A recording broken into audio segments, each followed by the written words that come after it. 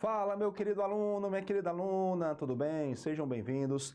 Eu sou Rony Ribeiro, professor de língua portuguesa, e neste vídeo a gente vai trabalhar um assunto muito importante que está aí no seu edital, que é semântica. Semântica pode aparecer com um nomezinho também, que é significação das palavras, ok? Então nós vamos aqui mergulhar nesse assunto que é relativamente fácil e muito importante também, ok? Primeiramente vamos definir, vamos conceituar o que é semântica, tá? Em linguística, semântica é o quê?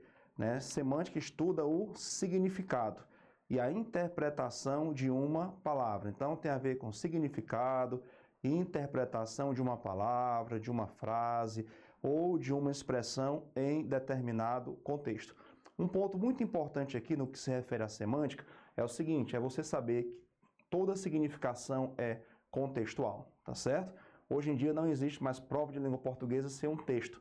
O texto é o contexto da frase, da palavra, da oração, a tirinha, a charge, o cartoon, a imagem, tá? Tudo isso é o contexto da frase, da palavra, da oração, ok? Então a gente sempre vai considerar o contexto, inclusive, para sinônimos, antônimos, classificação gramatical. Você me pergunta assim, prof, pois pertence a que classe gramatical? Eu digo, depende. Tá? Depende da frase, pois pode ser explicação, pois pode ser conclusão. Em se tratando do que, então? A gente vai ter muitas classificações, mas tudo depende do contexto, ok? Primeira coisa, saber que nós temos que olhar o contexto. Voltando para cá, temos o seguinte. Nesse campo de estudo, analisam-se também as mudanças de sentido. Tá? Essas mudanças de sentido que ocorrem aí devido à mudança, por exemplo, de posição de uma palavra na frase, tá? E aí, devido a fatores como tempo, espaço geográfico, porque aqui essas questões de variação linguística, tipologias textuais, tudo isso tem a ver com semântica. Semântica, na verdade, não é só uma aula, tá? Semântica é uma aula que nos dá uma visão do que é significação, significação de palavras, tudo dentro do contexto, tá? Para exemplificar, nós temos o seguinte, quando eu digo assim, domingo vou à praia. Se você observar, esse verbo aqui, que é o verbo ir, está em que tempo? Tá? O verbo ir está em que tempo? Ele está no presente do indicativo, ok? Mas qual é a ideia de tempo que ele traz? Qual é? Ideia de futuro. É comum a gente usar o presente com ideia de futuro? Com certeza, isso acontece bastante. A gente usa muito o presente com ideia de futuro. Aliás, o futuro do presente tem desaparecido, ele é muito formal. Amanhã telefonarei para você, amanhã conversaremos, amanhã buscarei, não, amanhã eu busco, amanhã eu pego, amanhã eu ligo, amanhã eu falo. Então isso é o presente com ideia de futuro. Na frase aqui seguinte, nós temos o seguinte, não furtarás. Se a gente olhar só a morfologia da frase, a gente tem o quê? A gente tem um verbo no futuro, futuro do presente. Agora, qual é a ideia de tempo? A ideia de tempo é no futuro, no futuro que não se pode furtar? Não, a ideia de tempo é presente. E se você considerar que existe uma implicação de ordem aqui, então a gente vai ter o modo imperativo presente nessa frase. Mesmo morfologicamente, a gente tendo modo indicativo e o tempo futuro, a ideia de presente e a ideia de modo é de imperativo. Tudo isso é o quê? Tudo isso é semântica. Prof, eu não entendi, foi nada desse negócio de imperativo, futuro, calma, porque no decorrer das nossas aulas tudo isso vai ficar muito claro, tá? Muitos termos que a gente pode mencionar aqui, às vezes você não entende porque ele vai ser visto mais à frente. Mas, por enquanto, que eu preciso saber que toda significação é contextual. Inclusive, análises morfológicas e análises sintáticas são contextuais, ok? Vamos lá, vamos avançar aqui. Quando se trata de semântica, existem dois nomezinhos que eu preciso dominar bem, tá? Esse tópico aqui tem caído bastante em prova. Aliás, a gente pode até dizer que despenca em prova, que é denotação e conotação. O que é denotação? É quando eu tenho palavras empregadas em sentido próprio, tá? Aquele sentido literal, dicionarizado. E a conotação ocorre quando eu tenho palavras empregadas em sentido figurado, ok? Então, essa definição aqui é basilar, tá? É o princípio de tudo, é a base de tudo. Sabendo isso aqui, você sabe o que é denotação e conotação. Por exemplo, quando eu digo assim, ela tem um coração de gelo, tá? Eu já sei que coração de gelo, isso aqui é figurado.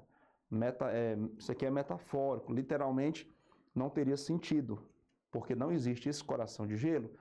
E quando eu digo assim, sempre tomo uísque com gelo, aqui eu já tenho um sentido próprio. Então a gente observa, ó, que a palavra gelo aqui, no primeiro caso, tem uma significação, no segundo caso, tem outra. O que define isso? É o contexto, tá? Por isso que toda significação é contextual. Então lá na sua prova, vai ter linha 1, linha 10, parágrafo 1, parágrafo 2. Então aprenda, certo, a olhar o contexto, ok? E avançando aqui, nós temos o seguinte, então falando agora só de denotação, tá? É o uso da palavra, portanto, em seu sentido original, sentido usual. E a questão pede para você identificar palavras ou expressões que estão aí no seu sentido original. Por exemplo, ó, quebrei o braço direito durante o futebol. Então, o braço direito aqui, ó, é literal. O prato cheio do garoto engordava. Prato cheio aqui é literal. Agora, esses mesmos termos, a depender do contexto, a depender da frase, podem ser ressignificados e não serem mais literais. Então, a gente vai ter aqui, ó, a conotação. O que é a conotação? É o uso da palavra diferente do seu sentido original, ok? E aí nós temos o seguinte, aquele funcionário era o braço direito do patrão. Quando eu digo braço direito do patrão, perceba que isso aqui já não é mais literal, né? Quando eu digo que ele é o braço direito, eu estou querendo dizer o quê? Né? Que ele é importante, certo? Que ele é um assessor que está ali do lado, está bem próximo, pode ser até um gerente, tá certo? Outro exemplo aqui, ó, o que você disse foi um prato cheio, ó, prato cheio para uma discussão. Então, prato cheio aqui já não tem mais o mesmo sentido de prato cheio da frase anterior, né? Isso aqui foi o que ocasionou, a ideia é essa, né? Isso aqui foi o que desencadeou. Agora, usar desencadeou é muito formal, né? Usar prato cheio, a depender do contexto, né, cai melhor, ok? Então, a prova pergunta assim, assinar a alternativa em que há linguagem denotativa, sentido literal. Assinar a alternativa em que se encontra conotação, sentido figurado, ok? Vamos avançar. Olha esse poema aqui de Drummond, trechinho de um poema, né, aliás. Sinto que o tempo sobre mim abate sua mão pesada, rugas, dentes calvas. Então, quando ele fala que o tempo abate sobre ele a mão, tá? Isso aqui é literal? Tempo tem mão? Não, né? Claro que não. Qual é a ideia presente aí? Certo? A ideia presente aí é da velhice, né? O tempo está passando, entendeu? E muitas vezes a gente vai ter que perceber se a linguagem é metafórica ou literal para produzir sentido. Se eu for produzir sentido aqui, entendendo o trecho literalmente, eu vou na direção que o poeta nunca pensou. Então, o tempo abate sobre mim sua mão pesada, ou seja, o peso dos anos, é a idade, tá? A velhice. E aqui na música, nós lemos o seguinte, ó, eu vivo sempre no mundo da lua, coloquei até em negrito, porque sou um cientista, meu papo é futurista, é lunático, Guilherme Arantes. Então a gente sabe que mundo da lua também não tem a ver com algo literal, né? Até porque não existe esse mundo, até porque literalmente a lua nem mundo é, né? A lua não é planeta, é um satélite natural da Terra. Vamos lá. Ó, sinonímia. Sinonímia ou sinônimo. Às vezes o edital traz o termo sinonímia, às vezes traz o termo sinônimo. É a mesma coisa. Tá? O que é sinonímia? São palavras que apresentam entre si o mesmo significado. Tá certo? Aí o que é importante aqui? Primeiramente, o que é importante é o conhecimento que você traz do dicionário. É a palavra em estado de dicionário. O que é anuir? Anuir é a mesma coisa que aquecer, que é a mesma coisa que consentir, ou seja, palavra difícil, né? Mas no contexto pode ser outra coisa, a depender do contexto, né? Eu já vi provas trazendo, por exemplo, a palavra morno como sinônimo de outono, né? E no dicionário, morno e outono não tem nenhuma relação de sentido. Por isso que é importante você olhar o contexto, ok? O que eu coloquei aqui para você foram palavras em sentido de dicionário. Por exemplo, ó, triste quer dizer melancólico, resgatar, recuperar, maciço, compacto, ratificar, confirmar, que é a mesma coisa que corroborar. Digno, decente, honesto, reminiscências são lembranças, incipiente, ignorante, ok? Então, assim, duas coisas importantes aqui. Perceber o sentido que está lá no dicionário, isso ajuda muito, tá? Porque muitas vezes o sentido lá do dicionário bate com o do texto, Outras vezes é perceber do texto mesmo, que não está, às vezes, em sintonia, em harmonia com o significado lá do dicionário. E lembrar também, tá, que não existe sinônimo perfeito. Às vezes, a questão traz sinônimos, mas não é o sinônimo perfeito para aquele contexto. Deixa eu lhe dar um exemplo. Né? O verbo morrer, por exemplo, ele tem como sinônimos falecer, expirar, extinguir, perecer, tá? Mas cada um tem um uso. Por exemplo, morrer é cessar a vida, né? Expirar é a morte do que tem fôlego. Então, a chama da vela faleceu? Não, porque falecer já é usado quando há uma relação de afeto. A chama da vela morreu? Ok. A chama da vela expirou? Não, não tem fôlego, ok? Extinguir é a morte do último da espécie. Então, a chama da vela extinguiu? Também não. Então, assim, eu preciso saber que não existe sinônimo perfeito. E o perecer? Perecer é quando há tragédia. Então, teve uma queda de avião, por exemplo, uma colisão de trem. Tá? Então, pereceram porque há uma ideia de tragédia, certo? Avançando aqui, nós temos o seguinte, significação contextual. Olha essas 3 palavrinhas aí. Você me pergunta, prof, o que é sonho? Eu digo, não sei, depende do contexto. Se eu disser, passei na padaria e comprei um sonho é um doce. O meu sonho é ser aprovado nesse concurso. Tá? Sonho aqui já é o objetivo na vida. E se você quer isso, está no lugar certo. Aqui você vai conseguir. Hoje tive um sonho muito estranho. É o que acontece quando a gente consegue dormir profundamente. Ok? Olha só a importância do contexto, tá? E quando se trata de antonímia, é a mesma coisa, tá? Antônimos ou antonímia, tá? A depender aí do edital, você pode encontrar isso aqui. O que é isso? É o oposto da sinonímia. Aqui nós temos palavras que apresentam entre si sentidos opostos, contrários. E mais uma vez, repito, tá? A gente vai considerar o dicionário e também o contexto. Já vi muita questão mesmo em que há uma oposição no contexto, ok? Por isso a gente tem que aprender a ler o texto. Muitas vezes lê nas entrelinhas. Então vamos lá, vamos para cá, ó. Bom versus mal, mal com U, né? Contrário de bom. Mal com L, contrário de bem. Né? Condenar versus absolver.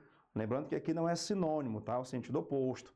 Simplificar. Quem não simplifica faz o quê? Complica. Nascer versus morrer. Sair versus chegar. Sinonímia é uma coisa, antonímia é o oposto disso, tá? E aí, isso aqui agora é muito importante, tá? Muito importante mesmo. E aí, eu queria chamar a sua atenção para o seguinte, ó. A gente vai lidar aqui com alguns nomes, tá? Que você precisa dominar. Então, a gente está lidando agora com homônimos, né? Homônimos. Existem os homônimos e os parônimos, tá? Cuidado para não confundir. Ó, vamos saber aqui o que o radical significa? Homo e ônimos. Homo quer dizer igual. Ônimos quer dizer nome. Tudo que tem ônimos quer dizer nome. Por exemplo, anônimo, sem nome. Pseudônimo, nome falso. Heterônimo, nome diferente. Ok? Topônimo, nome de lugar. Daí a topografia que faz a descrição do topos, lugar. Ok? Então, ó, homônimo, nome igual. Certo? Igual quanto a quê? Certo? Igual quanto ao som, quanto à escrita e igual quanto aos dois, né? Quanto ao som e quanto à escrita, certo? Aí depois a gente vai falar de homógrafas, homófonas, heterofônicas, tal, né? E eu já queria deixar registrado aqui os seguintes radicais, ó. Já sei que homo é igual, né? Homo igual, isso aqui vai evitar que você decore, tá? Alguns nomes. Homo igual. Hetero. Hetero é o quê? Diferente, certo? Diferente. Fono. Fono é som. Ok? E grafia. Grafia é escrita. Ok? Grafia escrita. Então, se eu tenho assim, ó. Heterofônico é o quê? Heterofono, som diferente. Heterográfico, grafia diferente. Homógrafa, homo igual, grafia, som. Igual som, ok? Isso vai evitar você perder tempo aí com as decorebas. Vamos para cá. Palavras homônimas. São palavras que possuem a mesma pronúncia. Algumas vezes a mesma grafia. O significado é sempre diferente. Tá? Detalhe importante. 2 coisas que eu preciso aqui. Primeiro, saber o que é um homônimo. Já sabemos, né?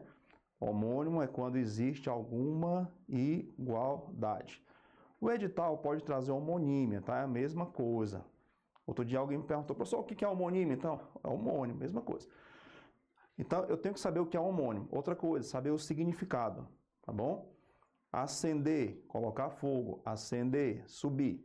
Cela com C, pequeno quarto, cela com S, é o arreio, né, que se põe ali no animal, ou então é uma forma do verbo selar.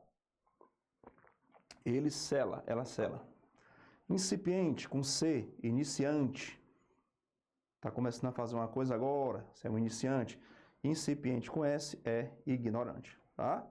E aí, ó, há 3 tipos de homônimos. Para não precisar decorar, a gente já sabe que homo quer dizer igual, grafia quer dizer escrita, então, mesma grafia. Hétero quer dizer diferente, fono quer dizer som. Ok? Vamos aqui para a lousa, ó. Então, isso aqui vai ajudar muito, pode ter certeza. E aí você mesmo faz as combinações e vai ver que não precisa decorar nada. Se você tentar decorar esses nomes aí, certo? Eu dou um dia ou dois para você esquecer. Não precisa, tá? A gente sabe hoje, amanhã a gente esquece, porque são 3 nomes que não fazem parte do nosso dia a dia. 3 situações, né? Mas sabendo isso aqui, a gente não esquece nunca. Ok? Então vem comigo aqui, ó. Homógrafas heterofônicas iguais na escrita, diferentes na pronúncia. Aqui nós temos, ó, colher, que é a forma verbal, colher, que é o substantivo. Então aqui nós temos, ó, igual escrita e diferente pronúncia, certo? Jogo ou jogo aqui, ó, jogo, né? Forma verbal, eu jogo, tu jogas, e o jogo aqui, substantivo. Gosto ou gosto, gosto é o substantivo, né? Gosto é o verbo, ok? Igual escrita, diferente pronúncia. Letra A. Letra B, homófonas, ó, homo, eu já sei que é igual, fono quer dizer som. Hetero, diferente, grafia escrita. Então, aqui a gente vai ter igual, som, diferente, escrita. Vamos testar aí, ó. Acender e acender, né, ó? Mesmo som, diferente, escrita. Cela e cela, mesmo som, diferente, escrita. Agora, aqui é tudo igual, tá? Homófonas, homográficas. Aqui nós temos, ó, igual, som, igual escrita. Ó, deixa eu dar uma dica para você. Tem questão que pergunta sobre homônimos perfeitos, tá? Anote isso aí. O que é um homônimo perfeito? É o caso aqui da letra C, quando é tudo igual. Igual no som e igual na escrita. Lembrando que o significado é sempre diferente, ok? Vamos lá. Ó, cedo, cedo. Cedo aqui é a forma verbal, né? Cedo é a forma verbal. Por exemplo, eu nunca cedo ou eu sempre cedo. Cedo, advérbio, chegue cedo. Manga, fruta, manga, parte do vestuário. Ok? Então, isso aqui é o que se chama na letra C de homônimo perfeito. Professor, e as palavras parônimas? Ah, parônimos são palavras que se parecem. Se parecem quanto ao som, se parecem quanto à grafia, mas não tem nenhuma igualdade. Tá certo? O importante aqui, saber que é parônimo. Outra coisa, saber o significado. Porque muitas questões querem o significado. Então vamos lá, vamos aqui, ó. Absolver e absorver. Perceba que esses termos apenas se parecem. Absolver com L, ó, perdoar, inocentar, com R, aspirar, sorver. Delatar e dilatar. Delatar é uma palavrinha que ficou conhecida recentemente, né? Delação premiada, por exemplo. Delatar é denunciar. E dilatar, fenômeno físico, alargar, ratificar e retificar, que é a dúvida de muita gente, tá? Ratificar quer dizer confirmar, corroborar, retificar, corrigir. E aí eu tenho tráfego e tráfico. Tráfego é o trânsito, tráfico é o comércio ilegal. Vou colocar um acentozinho aqui no E, comércio ilegal, ok? Então, palavras homônimas têm alguma igualdade. Palavras parônimas apenas se parecem. Esse é o primeiro ponto. Segundo ponto, saber o significado das palavras parônimas e das palavras homônimas. Ok? Vamos avançar? Vamos lá. Aqui nós temos o seguinte, hiperônimos e hipônimos, né? Já sei que tudo que tem ônimos quer dizer nome, tá? Ok? Ônimos quer dizer nome. Hiper, grande, né? Certo? Hipo, aqui, ó, tem a ver com menor. Então, o hiperônimo é o quê? Certo? É um termo geral. Quando se trata de hiperônimo, a gente tem aqui um termo geral. Quando se trata de hipônimo, a gente está lidando com um termo específico. Prof, dá exemplo aí. Ok, né? Veículo é um termo geral. Se você disser que tem um veículo, isso não dá muita certeza quanto àquilo que você tem. Se você disser que tem um carro, aí você foi bem específico, né? Porque o veículo pode ser um carro, pode ser uma moto, né? Pode ser uma carroça, né? Que é um veículo de tração animal. Então, toda vez que eu uso um termo geral, eu estou fazendo uso do hiperônimo, do supernome ali, né? Quando eu uso um termo específico, eu tenho o hipônimo, ok? E aqui eu tenho alguns exemplos mais para deixar essa situação bem clara. Ó. Do lado esquerdo, nós temos aqui o hiperônimo, tá? São apenas exemplos. Isso aqui não esgota o assunto. E aqui o hipônimo para cada hiperônimo. Então, eletrodoméstico é um termo geral. Liquidificador, termo específico. Cidade, termo geral. Paris, termo específico. Você vai visitar aí depois de passar no concurso, né? Olha aí. Talher, termo geral. Garfo, termo específico. Talher pode ser o que também? Pode ser faca, né? Colher. Fruta. E tem números, né? Ó. Especifique. Abacaxi. Animal. Especifique. Cachorro. Agora, essa ideia de hiperônimo e hipônimo se dá sempre por comparação. Você vê aqui, ó, tem um animal, cachorro, né? Só que se eu disser cachorro e beagle, certo? Aí agora cachorro já é hiperônimo, beagle é hipônimo. Se eu disser beagle e totó, né? Beagle já é o termo geral, totó já é o termo específico. Essa relação de hiperônimo e hipônimo, ok? É sempre por comparação. Cai muito em prova para você identificar a mesma relação que se estabelece lá, né? Aí a questão faz assim, ó. Tem lá no texto a palavra quarto, aí depois a palavra, lá na frente a palavra cômodo. Aí a questão quer essa mesma relação respectivamente. Quarto é o quê? É um termo geral ou um termo específico? Quarto é um termo específico. Cômodo é um termo geral.